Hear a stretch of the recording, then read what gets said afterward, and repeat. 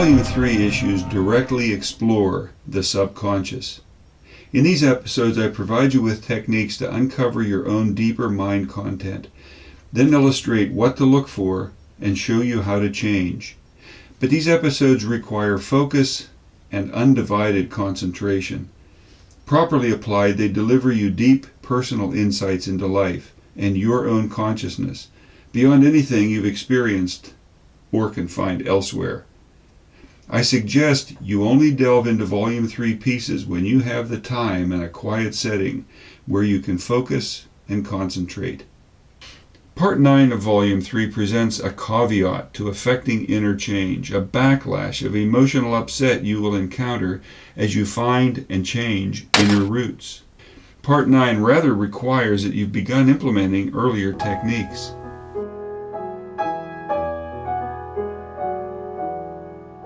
The Essence of Reality explores how the psyche, which you are, creates the reality you encounter.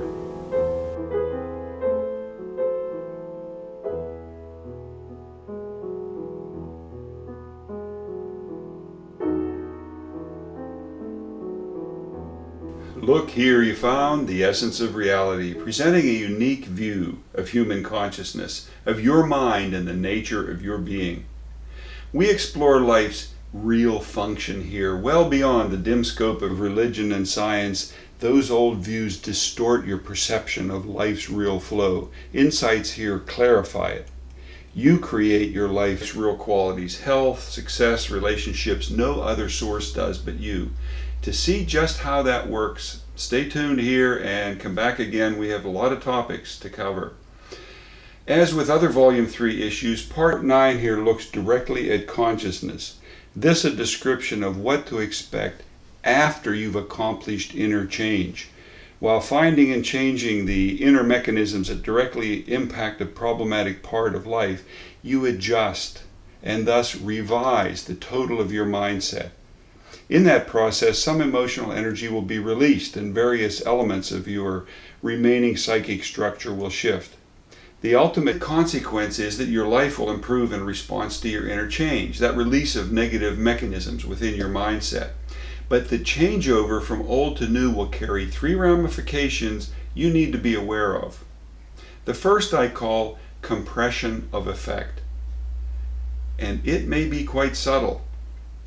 With compression of effect, when you address and deal with simpler, more straightforward problems, like annoying but unthreatening health items, you may find other seemingly unrelated issues crop up.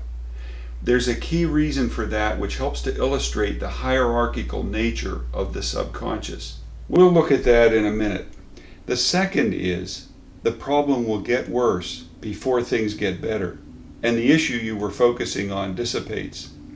The third will be experienced, guaranteed. It's a distinct emotional release following inner change that will vary in intensity according to the scope of the problem you're in the process of dispelling. It will occur taking any of several routes, all of which you need to note so you can recognize any you might experience. Rather than just suffering through them, you'll be happy to know that your inner purge worked. Tom Nair here, as always, exploring consciousness. Perspectives here add to my website and my books and many talks I've given to open-minded listeners.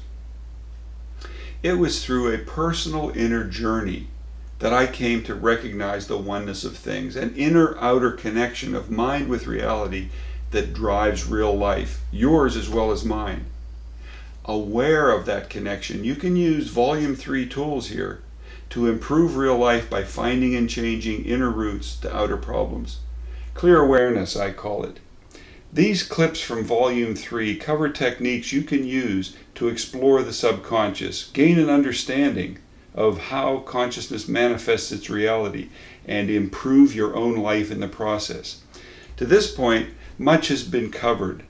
The subconscious and some insights on its functionality, tools to delve inward, what to look for, and how to find, and then change, inner roots to real problems.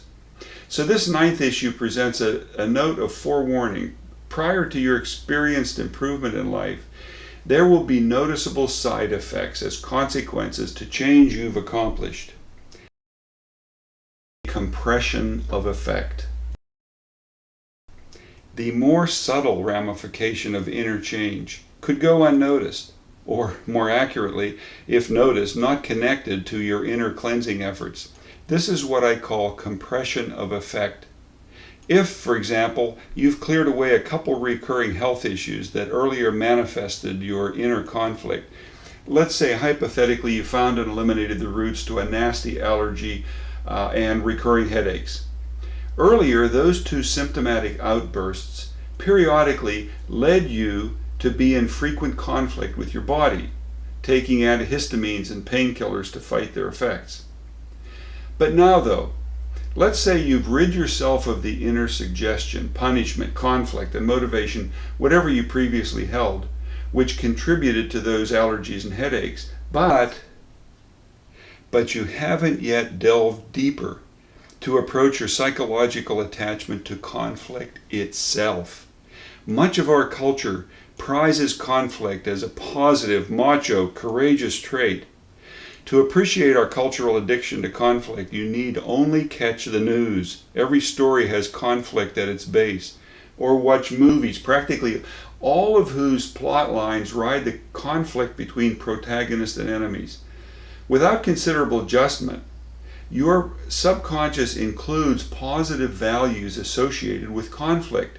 Your own pride and fortitude in the face of resistance, for example.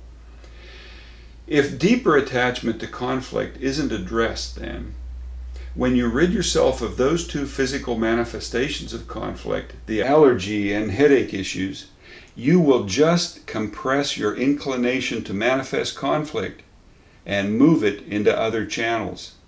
I've often said, if you hold conflict within, and it's there for sure attached to Western values, you'll build it into your life. In this case, as you no longer build it into those two health issues, you'll find an increased level of conflict elsewhere in your life. As all aspects of your life are connected, the conflict has to manifest somehow. Your neighbor will start playing loud music, your car will malfunction, your kids will become teens, or who knows, your mother-in-law will move in with you. Somehow, you will maintain your previous level of conflict. That is, the previous effect of conflict will become compressed in other areas, as you don't have the allergies and headaches anymore to channel it. The antidote for that situation is to simply continue. Delve deeper and address those other points. Begin to eliminate any positive value placed on strength and fortitude. Those commonly prized traits aren't of much use when your life is going well. Holding them only contributes to life not going well.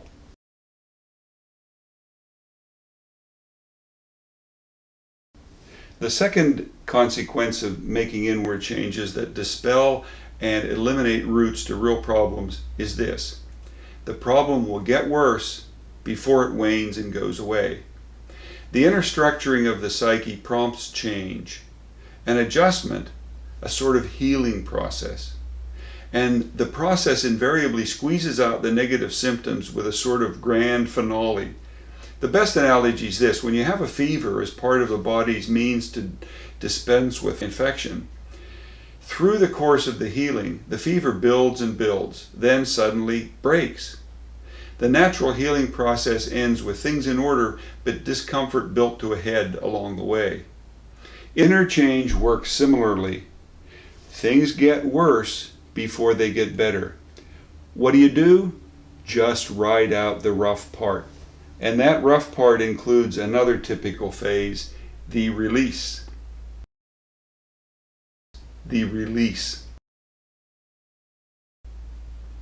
As you change, you're actually revising your mindset into a new one. Having reprogrammed some undesirable element into a state more in line with your intent, you have altered your core self. But you ride your mind content, your deeper self, for your emotional stability and peacefulness. So the process of change itself pushes a release of emotional energy, a sort of backlash, as you expel negative elements. In that you are the culmination, the totality of your inner realm, adjustment toward the positive will necessarily release the previously incorporated negatives.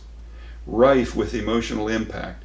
That release involves a distinct ejection of emotionally charged baggage. So, as healing occurs, you will, I need forewarn you, encounter one or more of these 5 release symptoms as you rest your mind free of negating mechanisms. These emotion-laced discomforts do pass as the new mindset settles in. Emotional pain is one. Effects in your life that were painful as you experienced them will often intensify an upheaval of emotional eruption as you eliminate them inwardly. That is, as your mindset shifts in overall nature, it has to adjust to that meaningful change. Second, the crunch. Like a child throwing a tantrum, your body can stiffen in frustrated defiance as negating mechanisms are perceived and released. This sort of upheaval, the crunch as I call it, consists of clenched muscles and feelings of frustration. As you experience the crunch, the mind will focus on the highly meaningful, mostly intimate and powerful values that were involved in the issue you've jettisoned. The wipeout, that's the third. During the healing process, you might feel totally drained, losing vigor, interest, and motivation to even go on. Typically, this would be deemed a state of depression. Indeed, depression is clearly indicative of powerlessness and frustration in realizing the will. In this case, though, inner roots have already been dealt with and eliminated. So, unlike ongoing depression, the wipeout will pass in short order, as do all such release symptoms. Next one, the shake. After releasing negating mechanisms, one might experience an energetically shaking hand or foot, nervous tendency to rock back and forth. As always, the emotional energy must come out in some fashion of backlash. The shake is one of them. Crying, grimacing, the fifth. What could be more human than the process of exhausting emotional energy through tears? The grimace is an equal translation of emotion, distress into facial expression. Haunting, negative memories may rifle through your mind as this or any of the release mechanisms dissipate. But unlike the repeated cycles of such responses spread out and recurring as life unfolded in negative patterns, these release symptoms pass once the subconscious has settled into its new, less conflictual state.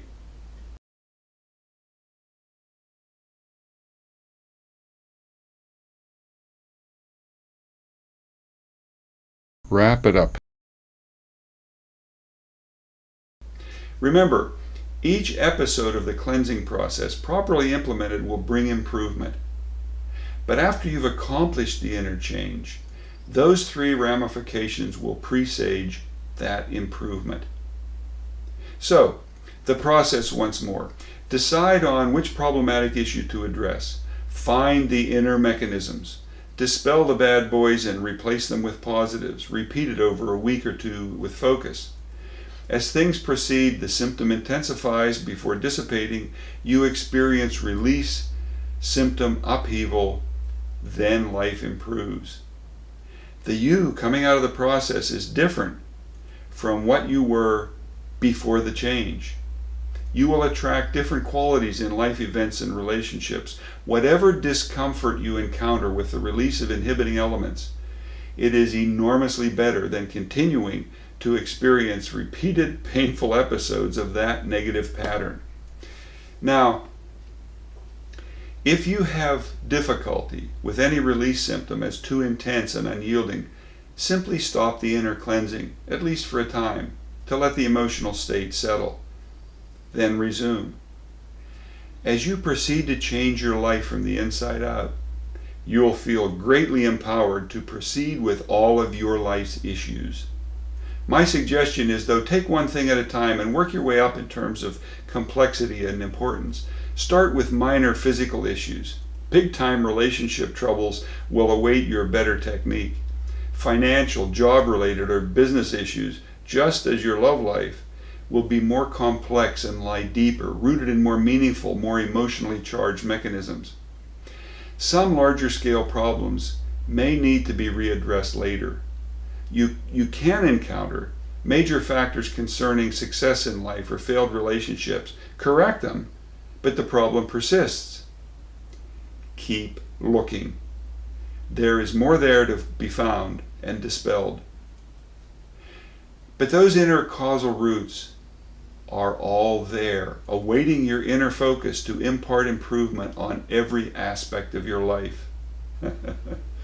From the inside out. While finding and changing the inner mechanisms that directly impact a problematic part of life, you revise the total of your mindset. In that process, some emotional energy will be released and various elements of your remaining psychic structure will shift. The changeover from old to new will carry 3 ramifications you need to be aware of. Compression of effect. If you hold conflict within, you will build it into your life. If you no longer build it into those 2 health issues, you'll find it increased level of conflict elsewhere in your life. The problem will get worse before things get better. The inner structuring of the psyche prompts change, and the process invariably squeezes out the negative symptoms with a sort of grand finale. It's a distinct emotional release. You will encounter 1 or more of these 5 release symptoms as you rest your mind free of negating mechanisms.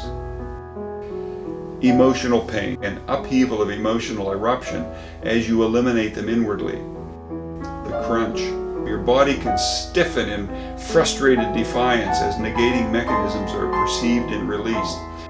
The wipeout. During the healing process, you might feel totally drained.